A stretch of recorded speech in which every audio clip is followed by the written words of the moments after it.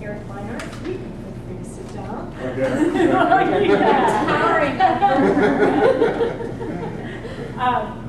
Eric comes to us from the Department of Justice, from the International Criminal Investigative Training Assistance Program. Do you call it ICITAP? ICITAP. ICITAP. It's ICITAP. No, it's ICITAP. ICITAP. Sorry. Again, located at the Department of Justice, and he's the Senior Training Advisor in the Special Operations Unit at ICITAP. I'm gonna get it. He works on curriculum development, interagency outreach, and liaison development. And he started there in 1997, and that was shortly after an MS with ICAR? Yeah, MS in '93. Okay, yeah. So he has degrees both from ESCAR, the formerly known as ICAR, and an undergraduate degree, right, at George Mason. So we're really glad to have an alum back to speak to us. He's also been the liaison for USAID, and in that capacity, he worked on law enforcement development strategies, things that would be mutually beneficial to USAID and the Department of Justice. He's had a variety of really interesting experiences, including Peace Corps. He's lived in a variety of places. We're really pleased to have him here today, in part because we're hoping that the kinds of projects that he's working on will be something that we can connect to in terms of at least one student course that we're thinking about for the spring, and there'll be more info about that in coming weeks. But for today, he's going to tell us something about what it is that his unit does and how it relates to what we do here at ESCAR. Thank you for coming, Eric. Thanks a lot, Susan. I appreciate that. And I'd like to thank my mother, Doris, for coming today. She's led me along the right path throughout my life, so appreciate having her here. And I'd also like to say a big thanks to Dennis Sandoli, who was my mentor both as an undergraduate and a graduate student. And he used to tell us that we needed to be eclecticians. And it was funny when he said it, but I think back and I've actually taken that advice to heart, and I've tried to approach, to analyze and try to solve conflict and problems with a variety of different disciplines and perspectives. So I've really gained a lot from his wisdom over the years, and wanted to say a special thanks. ICITAP. Susan said it right. I had somebody come up to me once and say, ICITAP, I thought you guys worked with bad tap water. Well, it's an unwieldy acronym, but it's an even more unwieldy name, the International Criminal Investigative Training Assistance Program. Some of you may remember the murder in 1981 of the nuns in El Salvador. The creation of ICITAP in 1986 was a direct outgrowth of that. The Salvadoran government requested U.S. assistance in helping investigate and solve those murders. At the beginning, our name made sense because we really were just doing criminal investigative training. We weren't doing anything else. We were working in El Salvador, Honduras, Guatemala, pretty much limited to Central America. That all changed, though, in 1989 with the overthrow of Manuel Noriega. ICITAP went in right after the army and worked with the Panamanian government to create a police force from scratch, working with the government of Panama. So it really, at that point in time, ICITAP went from being a training institution to an institution building enterprise. Following that, we had a big program in Haiti. We had a program in Iraq, Indonesia, Colombia. Those are some of our biggest programs. In all, we've worked in over 90 countries around the world. Currently, we have programs in 28 countries, the largest of which is Mexico. But we have major programs in Indonesia, Bosnia and Herzegovina, and we're spread out pretty well around the globe. What I wanted to do today is talk to you about two specific pilot projects that I worked on at ICITAP with a lot of other people. What I'd like to start with is Northern Uganda. Many of you, well, probably all of you know about the Lord's Resistance Army and Joseph Kony and the havoc that he wreaked in northern Uganda from 1986 to 2006. During that 20-year period, there was no statutory legal system in northern Uganda. So the military was judge, jury, executioner. There were local councils which had been set up by Yoweri Museveni at different levels. They acted as a criminal justice system in a sense as well.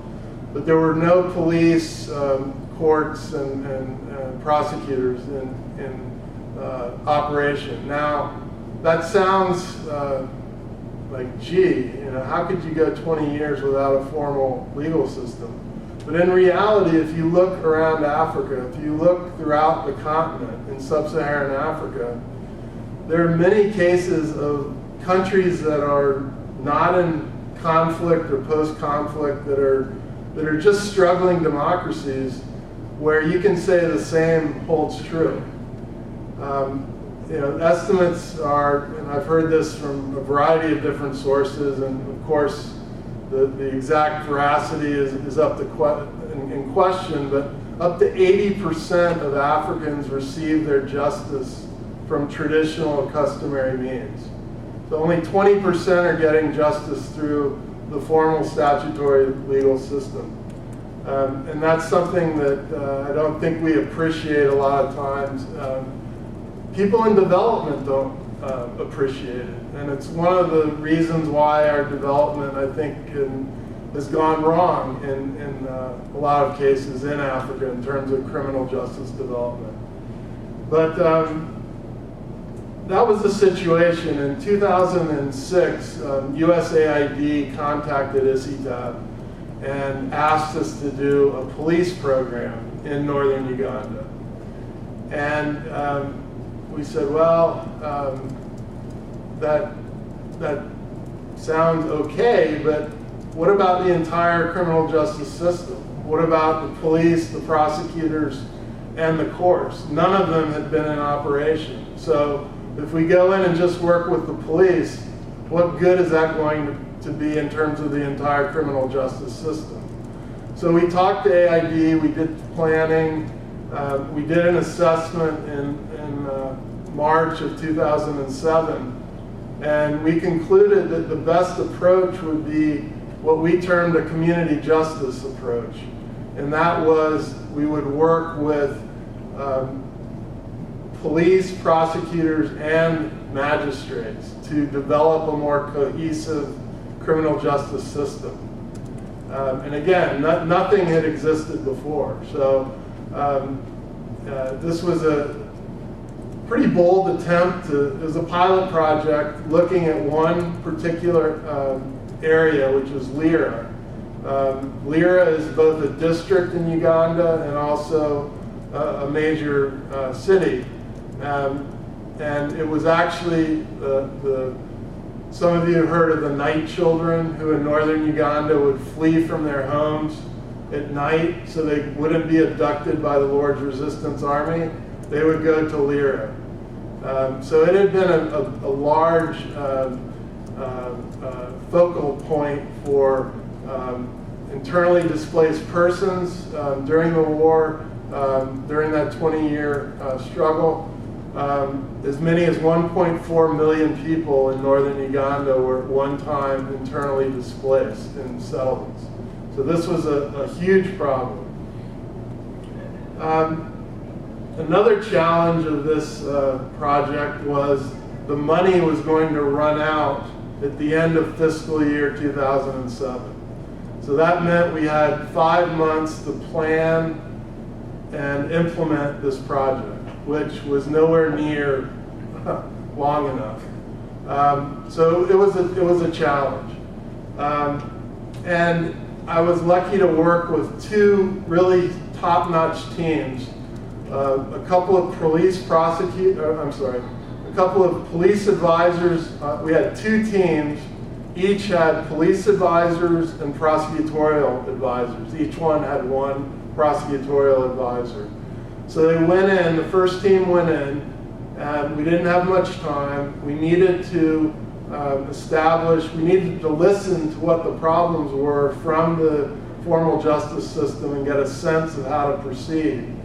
So my friend Steve Mann, who was the police advisor, organized a lunch.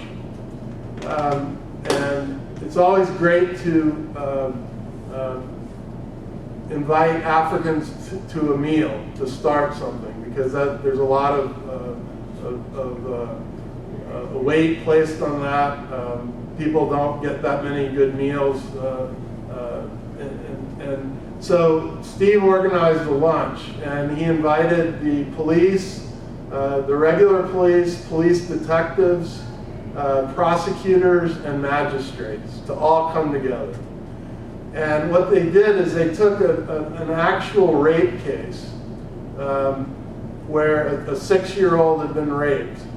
And this case had actually occurred, and he invited the UN, other NGOs who worked in the area of Lira, and they talked about the case. And it's like what would happen anywhere in the world. If you had that situation in the US, if you had cops, prosecutors, and judges, you immediately had finger pointing. The magistrate, the prosecutors said that police, you don't know what you were doing, you bungled this. Judges would chastise both police and prosecutors. But throughout the lunch, it was a long lunch. I think it ended up being 6 hours long. Throughout this period, there was a real dialogue taking place. And at some point, they stopped thinking of themselves as working on different teams, and they started thinking of themselves as one criminal justice system. So that was sort of the kickoff to the program. And what led from that was a memorandum of understanding was signed, drafted by ICITAP, was signed by the chief of police, the chief prosecutor, and the chief magistrate. And there'd never been a memorandum like this. I think it wouldn't hurt to have more MOUs like this in the US, perhaps. But it got them immediately thinking that we're in this together. If we want to improve our criminal justice system, we need to work together to do it. Based on that memorandum, we began looking at specific problems. And one of the big problems was at scenes of crime. When police went to scenes of crime, they had no way to take photographs of the crime scene, of victims.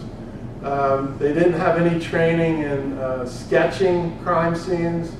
So one of the first things our advisors did was go along with the police on crime scene, to crime scenes. They helped them, they listened to their interviewing techniques. One of the biggest problems was if you've had a crime, all the witnesses tend to clump together, and it's hard in a village setting for people not to clump together, obviously, but teaching investigators tricks about separating witnesses before police arrive, teaching them how to use a digital camera to to memorialize the crime scenes. Really basic things, but these basic things led to significant milestones in terms of the criminal justice system. So before the digital photos, the victim or witness would have to travel all the way to Lira town to appear in court to get a case started. Well, a lot of these villages are 20 kilometers, but 20 kilometers might as well be 2,000 kilometers because they have no access to vehicles, no access to bicycles, no access to motorcycles. So the idea that the police were being proactive in going to the scenes and actually talking to the people, getting a sense for what was going on, had a huge impact. Another issue was we had a police advisor working with the women and children's unit, and she helped them organize their case files. There was a lot of simple things that they needed help doing. She helped develop a system for them so they could better keep track of their cases. So that was a significant thing. In terms of the relationship between the prosecutors and the police investigators or detectives, that was really significant because the ICITAP prosecutorial advisor began teaching the Ugandan prosecutors basic roll call training. I don't know if you've heard of roll call training, but it's the idea of giving very short, concentrated training, sometimes 15, 20, 30 minutes at a time, to police so they can better understand what they need to be doing. So the police and the prosecutors had never communicated. So all of a sudden you have the prosecutors on a weekly basis going to the police and giving them training on crime scene investigation, on different elements that they should know but didn't know about policing. So that was significant. And then the chief prosecutor was transferred in the middle of our program. And one of the success stories that we got from this was in the new district he went, one of the first things he did was sign an MOU with the chief of police. And they continued doing the roll call training. So that was a significant carryover from what we did. The development of constable training. The situation on the ground was this. There had been no statutory legal system for 20 years. And there weren't nearly enough police for northern Uganda.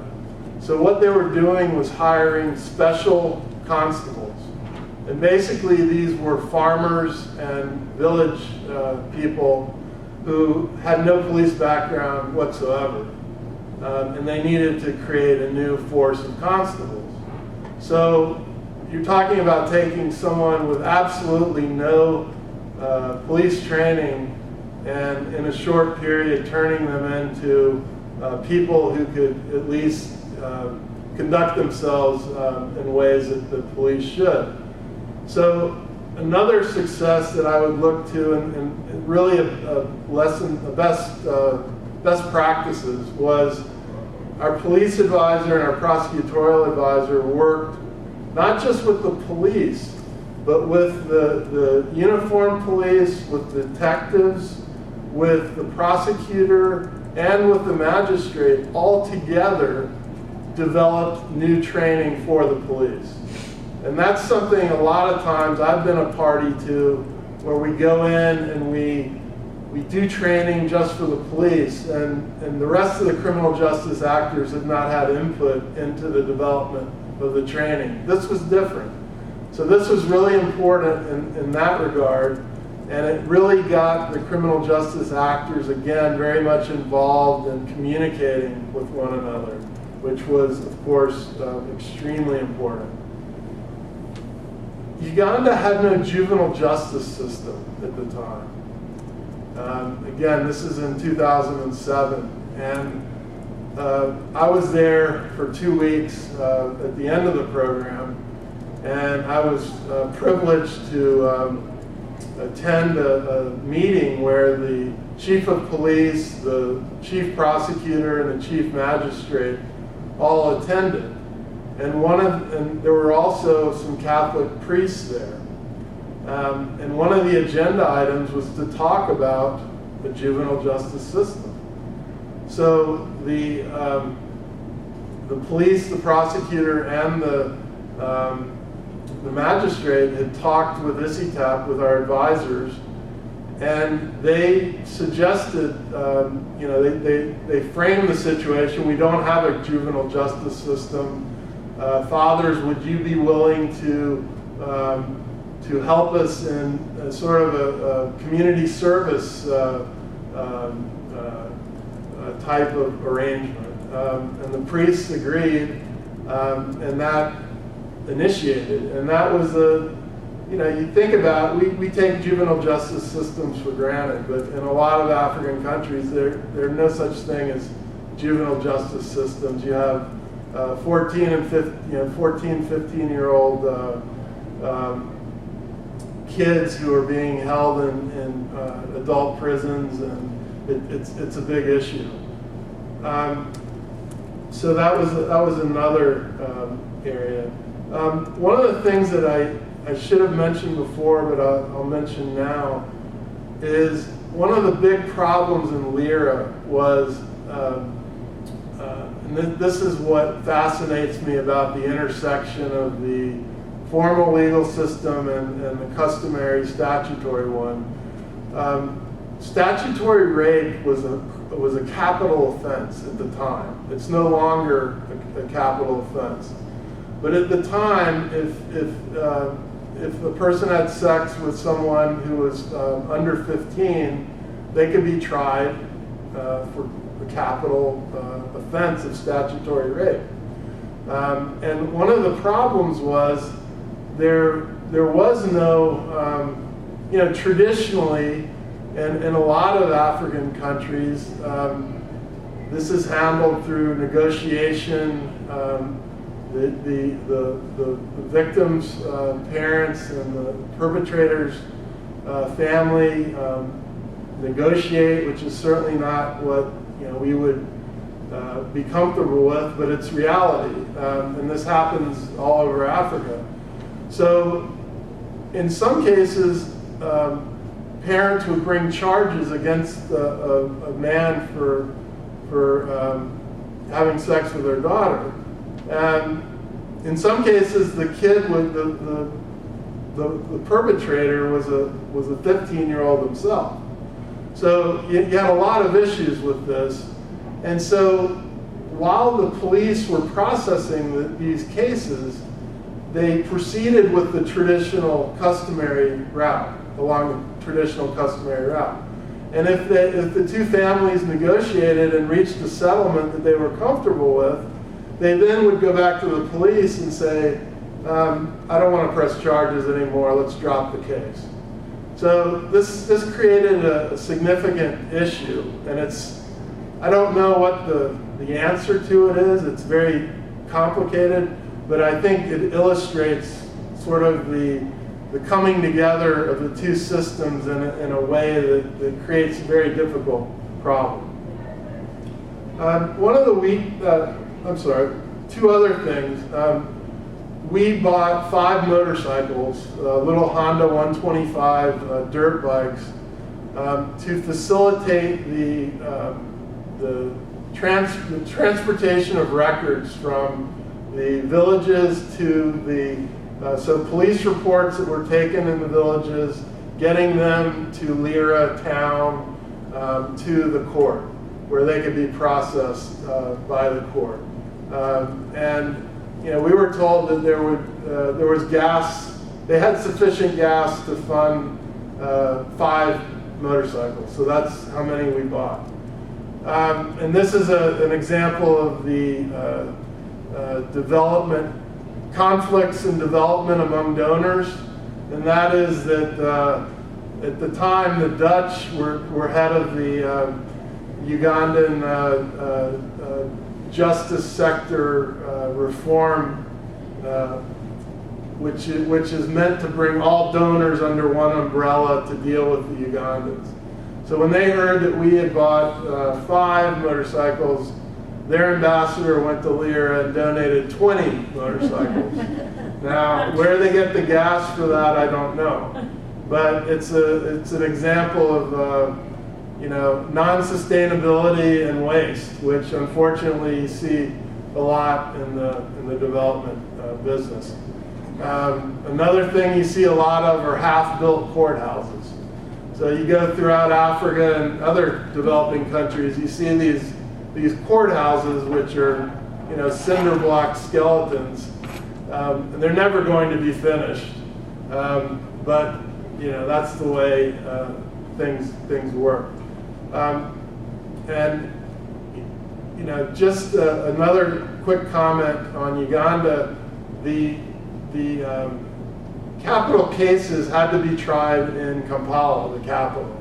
So one of the things that we were advocating was the idea of circuit riding judges, and this has been adopted in the DRC. There's been quite a bit of that, but again, there's been competition among donors to do this, and it's kind of gotten out of hand in terms of donors trying to outdo themselves. So there's a lot of things that make sense that aren't happening. Having a hearing under a tree makes all the sense in the world to me.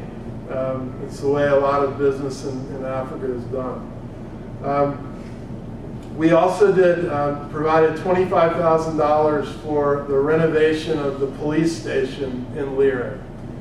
It was really a mess. There were electrical wires hanging out everywhere. There were leaks in the roof, so that when it did rain, there was a real danger of people who went to the police station being electrocuted, not to mention the police who worked there. We helped them repaint the whole thing, replace doors and shutters, put in some decent furniture, everything but computers. We refused to do that because my experience in Africa is donating computers is really a waste in most circumstances. You don't have air-conditioned facilities. You have dust everywhere at all times. So anyway, that was another, that was the final element of the program, and that was after we had gotten buy-in from the different members of the criminal justice system to buy into the system-wide change. Unfortunately, what we had hoped was that this project might be replicated in other countries. We didn't have a chance to do a good evaluation on it. There simply wasn't enough time or money to do so, but there were a lot of lessons learned that, in my opinion, could be well used in other circumstances. And my philosophy on pilot projects is there should be more of them. In my opinion, there are not enough of them. And one of the reasons is that with pilot projects, you can't spend a lot of money. And part of the aid business revolves around spending millions and billions of dollars. So when someone talks about doing a pilot project, development professionals tend to turn up their noses and say, well, that's a $500,000 project. How's that going to? And if you're in the development business, you're going to get promoted based on the size of your portfolio and other things. So that's an unfortunate thing, but I think that project, a lot of the lessons learned could be replicated in other countries and areas of Africa. I'd like to now give you a glimpse of Sierra Leone and what we did there and sort of what we were aiming to do. Most of you know that Sierra Leone suffered through a terrible civil war from 1991 to 2002. The movie Blood Diamonds, I don't know how accurate it is, but it brought the world's attention to the terrible plight of the country during that period. The war ended in 2002, and they had elections in 2002 and 2007, which went pretty well, but one of the results of the Civil War was a lost generation of youth. That's a term that, and it's interesting that in development work, the term youth has a very broad definition. I mean, you can be a youth and be 40 years old, which really doesn't make sense when the life expectancy in the countries is 45 or 50. But that's the way it works. So in 1991, you had a lot of children who got sucked into the war, either as child soldiers or as porters, or women, girls as sex slaves, unfortunately. But they got no schooling during this time. They had no job opportunities. So the people that came out of this war are referred to as the lost generation. And one of the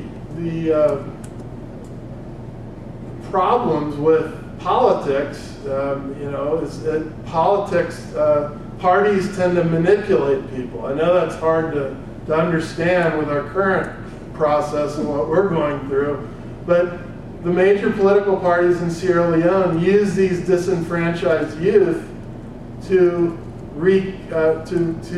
encourage violence at the other parties' gatherings and rallies and during elections.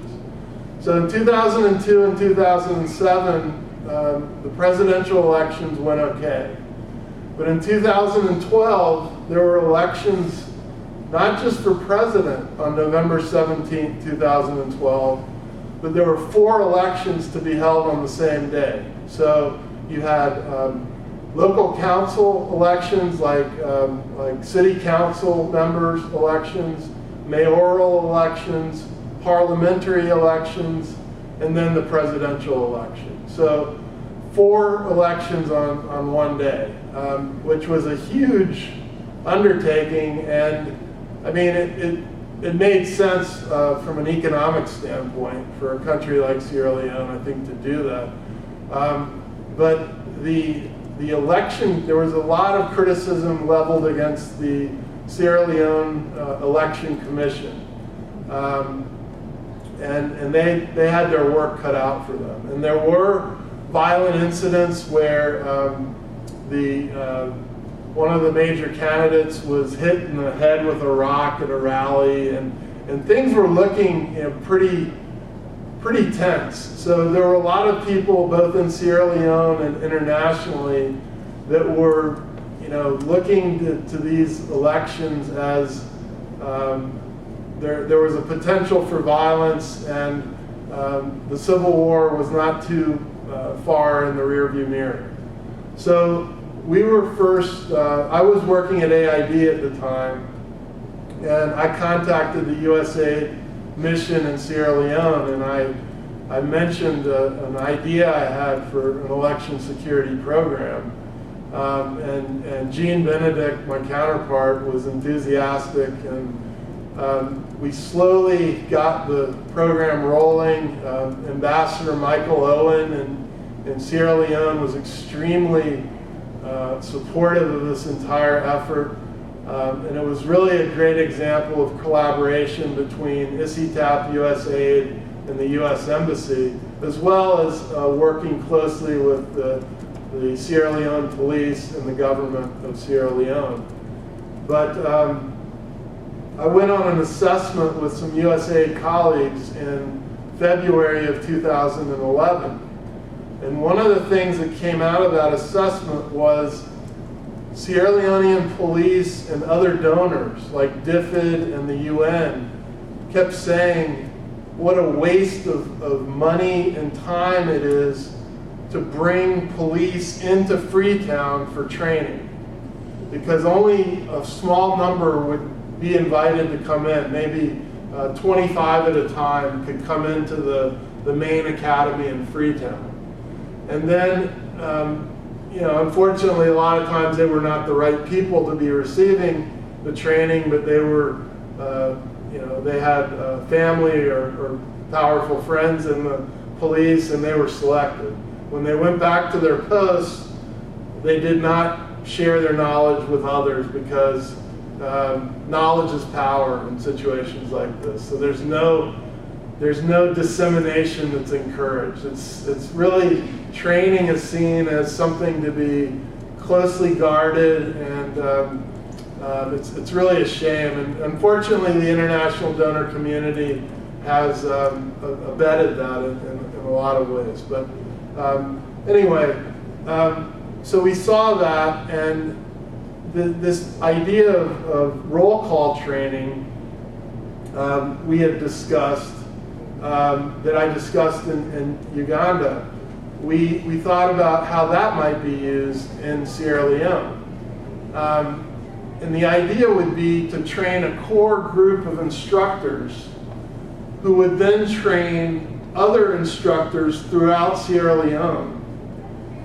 And we would also train civil society members, so people that needed to know what police should be doing so they could hold police more accountable for their acts and thus promote good governance. So our program manager, Brian Atkins, did a great job of cultivating a great relationship with 10 police instructors. This was an interesting group. 5 of them were regular police members, and 5 of them were police prosecutors. In Sierra Leone, as in several former British colonies in Africa and Asia, they have police prosecutors where police actually prosecute cases, except murder, treason, and high loss fraud cases. But this is still, the police are actively involved in prosecuting. So this core group of 10 came together. Brian met with them on a daily basis over many weeks and developed a great rapport with them. Unfortunately, Brian was in an accident in late July or early August. And I went over as the acting program manager. So I sort of got to reap or sow the benefits of all the hard work that Brian had done building relationships, because I got on the ground. We had a short amount of time before the elections. We needed to do train the core group of 10 instructors and have them go out and train other instructors around the country. And the idea was that at every police station and police post, this micro or roll call training could take place and teach both the police and citizens about what police should be doing around elections. So it was a fairly ambitious undertaking. The group that I worked with was fantastic, this core group of 10. One of the first things we decided was no PowerPoint. PowerPoint goes out the window. Okay, PowerPoint, I have a PowerPoint presentation here today, a short one of photographs, but I'm very skeptical of PowerPoint presentations in general. I'm extremely skeptical and downright leery of doing PowerPoint presentations in Africa, because they fail on a regular basis in the United States. And in Africa, you have to think about where your power sources are. And they say, oh, there's going to be a power source in every area. Oh, sure there is. Yeah, who's going to pay for the generator? Who's going to buy the gas? So anyway, skits. Africans love skits. That's part of their culture. They grow up learning things through skits. So we decided that the first part of our training modules on these roll call training modules would be a skit to galvanize the attention of the audience and get people, interested in what's going on. So I taught them the basics of public speaking. We talked about different learning methodologies, and then we worked on 9 modules. So some of the modules included police community communication around elections, dealing with disabled people around elections,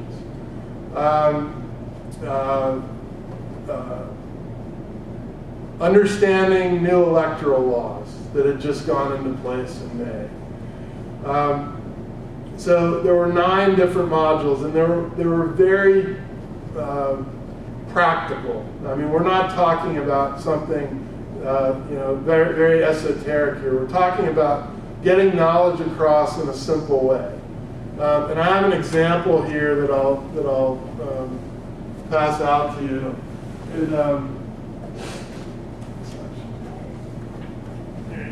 This is gender discrimination around elections. And it just gives you a sample of a very simple skit and how that goes. But the idea behind roll call training is to present something very focused and something that can be absorbed in 15, maybe 30 minutes. It depends on the topic you're covering. But most of the 9 modules that we did, this one was about a 15-minute module, very short. The skit takes about 15 seconds to do. Some of the other skits were a little more elaborate, but the idea is to galvanize the audience's attention and then use different teaching methodologies. So these people are used to being lectured at. That's all they know is rote-based learning. So you put in questions. You ask them questions. Use a Socratic method.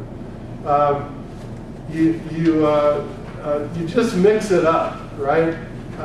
And one of the things is, which I'll show you later, the use of pictures. But anyway, that's an example of one of the modules of training. So after this 1 week of training, these 10, they were in pairs of 2, 5 pairs of 2. These teams went out all over Sierra Leone and taught more instructors. More than 700 police instructors were trained.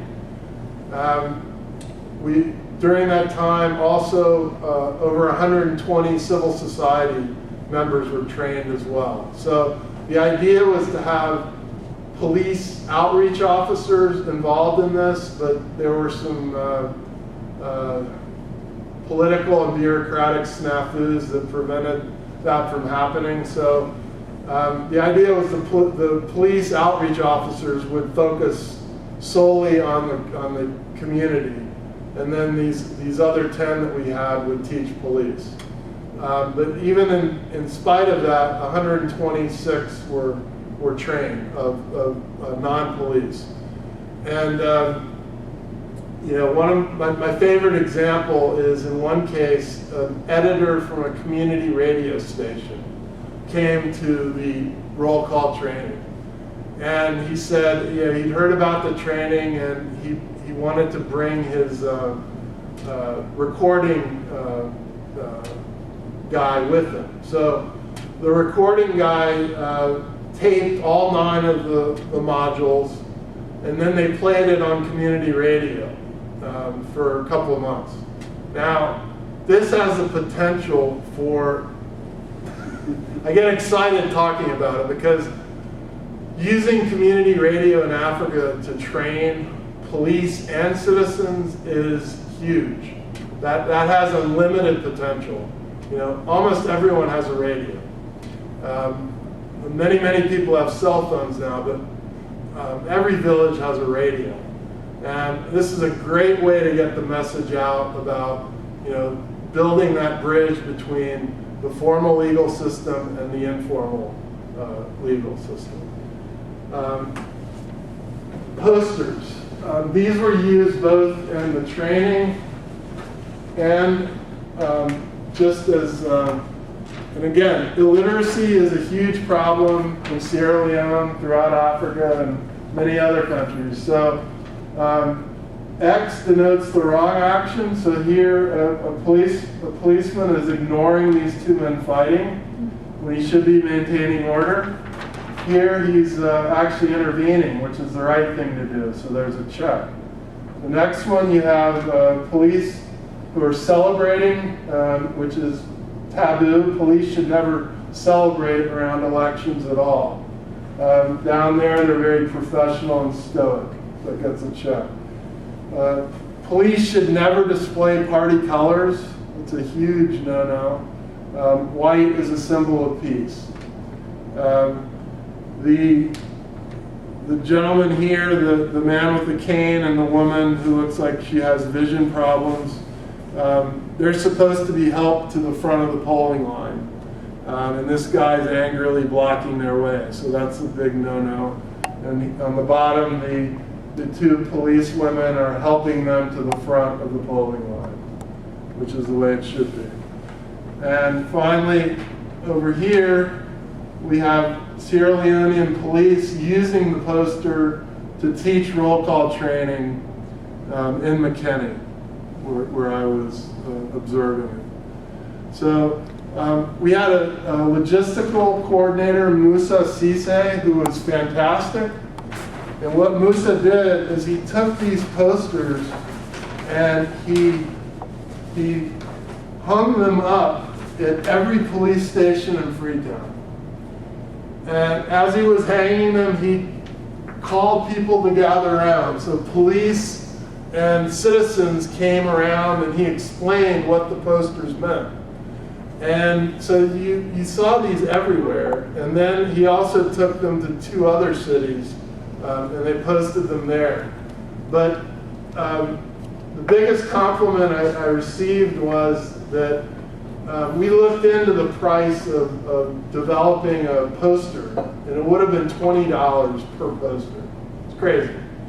And the UN, of course, has posters out the wazoo, and they're very beautiful and they're very wordy, and people don't necessarily understand them. So one of the best compliments we got was when Musa was out, somebody told them, these posters are easier to understand than the UN posters.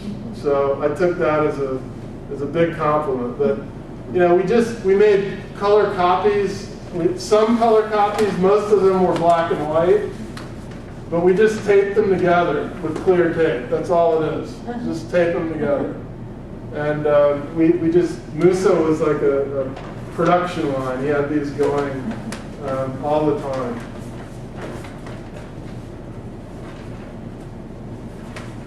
There was an evaluation done of this program, which took a tremendous amount of work to do. I was determined to have an evaluation, some kind of an evaluation done, and USAID has a very strong evaluation unit. So Social Impact Incorporated, which is a contractor right around this area, worked with a Sierra Leonean company to do an evaluation. But I would just say that in my experience, there are ways to do simpler and more cost-effective evaluations, and that's by working with universities. In Mozambique, the embassy found a demography professor who had experience doing surveys. And we worked with him to develop a community survey for a police program we were doing. Perfectly good survey. He had his students actually disseminate the survey and interview people because the illiteracy was so high. So that was part of their coursework. We didn't have to pay for that. So my feeling is that in a lot of development programs, we can work more closely with universities to develop surveys, that, pre and post surveys to get baseline data, and then surveys to evaluate projects without spending thousands and thousands of dollars with beltway bandits and consultants. And what you can also do is, if you develop a relationship with a professor, you can make that a course. So over time, over say 10 years, you can gather data on the same program long after the U.S. involvement is waned or gone. So that's something I think there needs to be a lot more focus on. It's something that ICITAP is looking at. Weaknesses of this program that were pointed out by the survey. And by the way, if you want to just take a look at the evaluation, if you Google Sierra Leone micro training evaluation, the study will come up. And there's a lot of recommendations in there. One of the criticisms was that the training did not, it was not being done regularly in certain areas. And one of the problems that I had was getting buy-in from the Assistant Commissioner of Police for training. And because the training was decentralized, there needed to be a powerful central figure saying that the training needed to happen. And that didn't happen, and that's something I could have done better. And it's certainly a lesson learned for next time. Real quickly, I just wanted to give you a sense of, we had a peace messaging component to the program as well.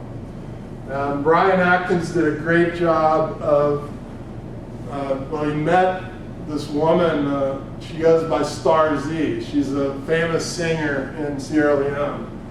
And she had a group, they created a group called the Voice of Salome.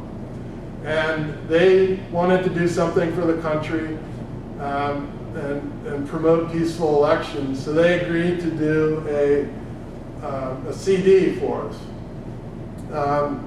And we paid some of their operating costs. I mean, we didn't pay them we paid for their studio time. We paid for them some of their time in terms of putting it together. But it's really an impressive effort. I'll share a little bit of it with you now. But again,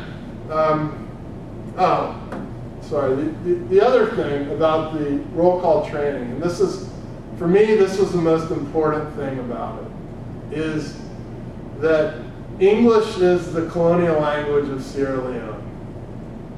You have Creole, which is a pidgin English. You get outside of Freetown, most people don't speak English. A lot of people don't speak Creole. They speak Mende or Temne or Mandinka or Fula or Limba. They don't speak either. So, and I've made this mistake myself, going into a country and giving them training in the colonial language is sometimes appropriate, but if you want to reach a large group of people, that's not the way to do it. So we had these short lesson plans, and these could be translated into the local languages by the instructors. So for me, the biggest strength of this program was that you had, instructors who are actually presenting the training in the local languages. And that needs to be done more often. That's really a big deal in Africa. So.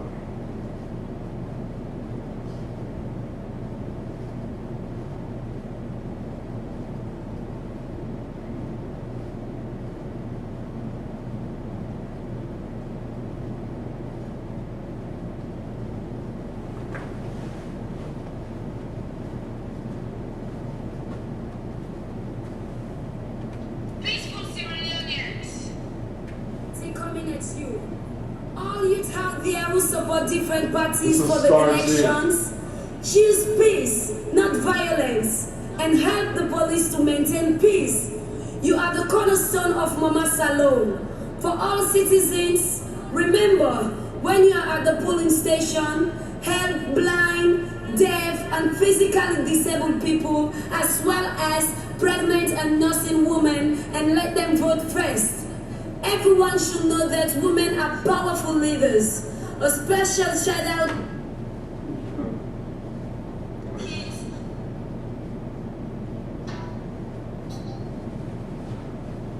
And that was on the radio? Yeah, this was carried on, they actually did a radio campaign. This is, I like the music, it's sort of a reggae, hip-hop, pop. U.S. Department of Justice, in collaboration with the Sierra Leone Police, and the voice of Salone, we say no to violence.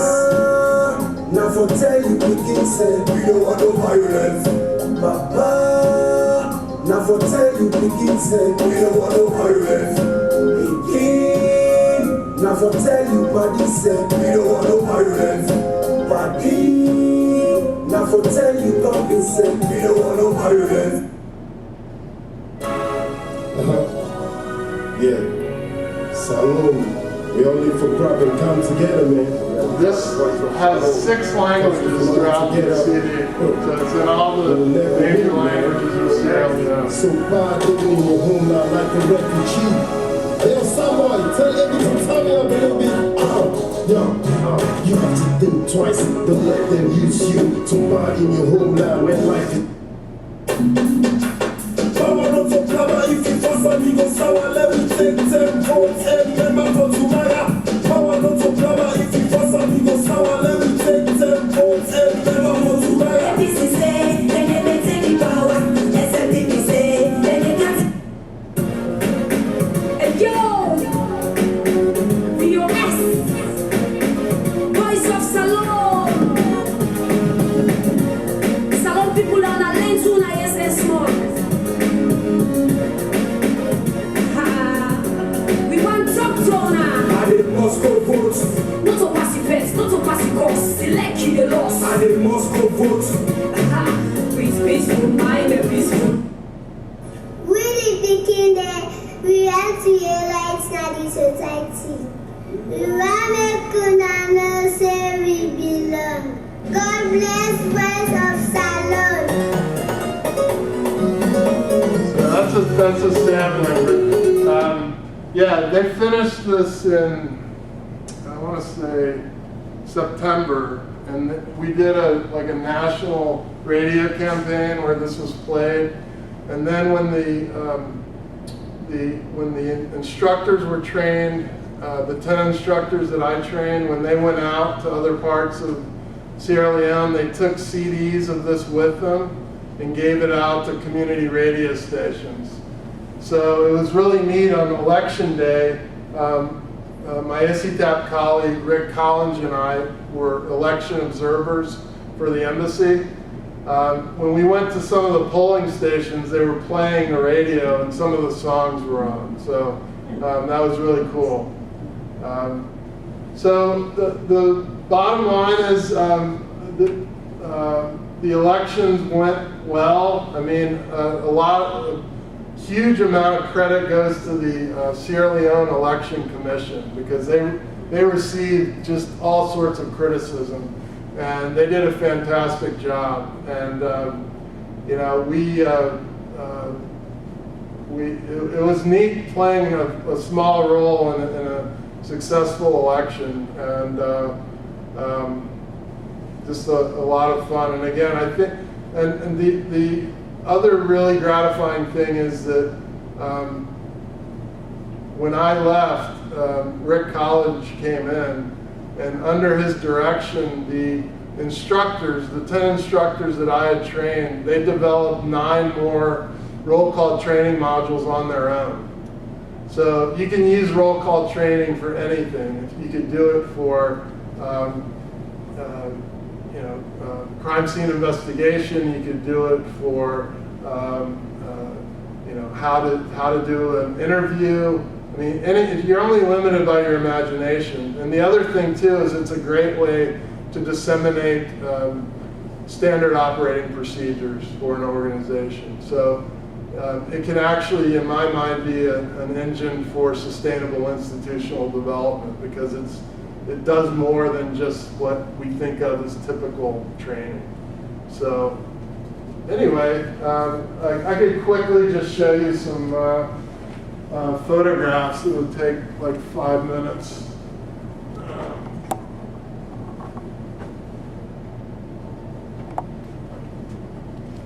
Can I control more?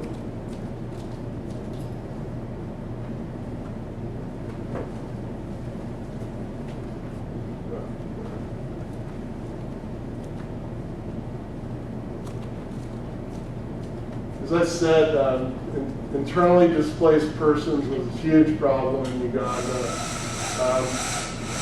This was in Lira when I was doing the assessment trip. And most people had returned to their homes at that point. So this particular camp was not, there weren't many people there, but at one point it had been overflowing.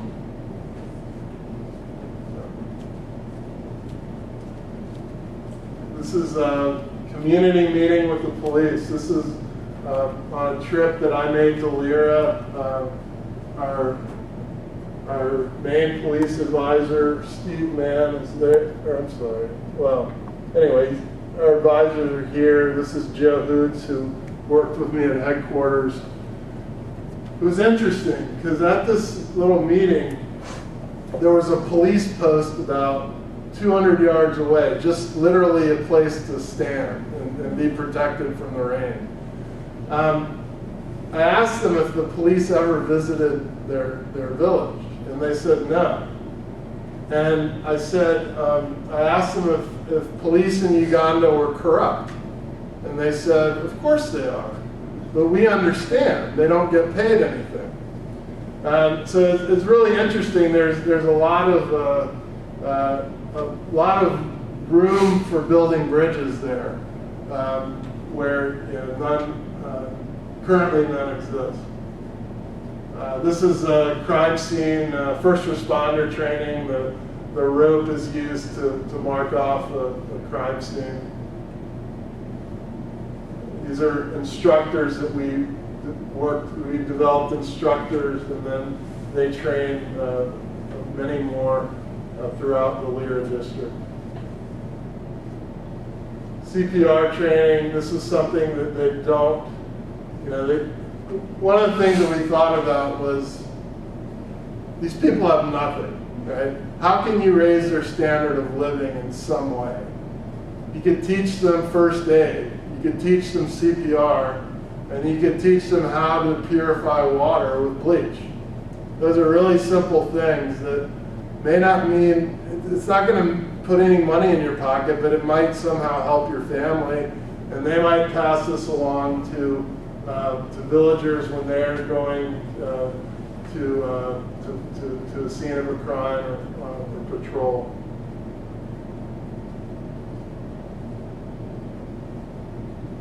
There's 20 Dutch motorbikes.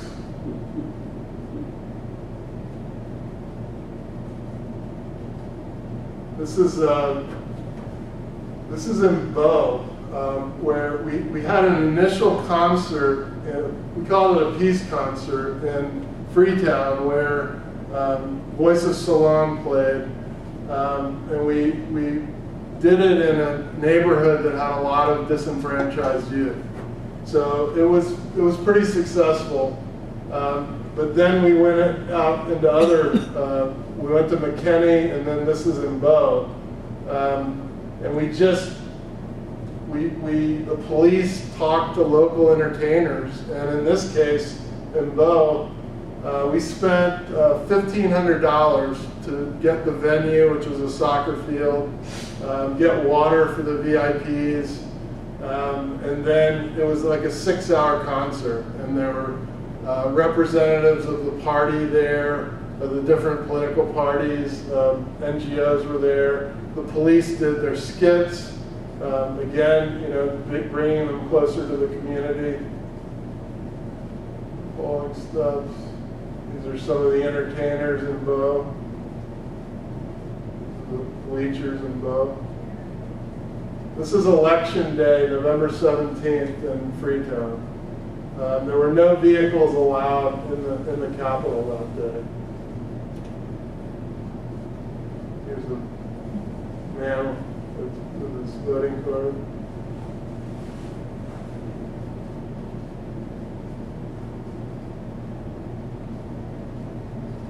You see some of the ballots. There's a lot, I think the turnout was roughly, I want to say like 75%. It was a really, really high turnout.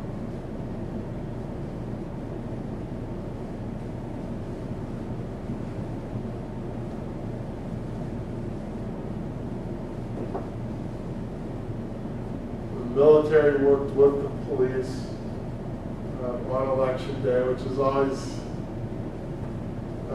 it's not what you want, but in countries like this, it's what happens.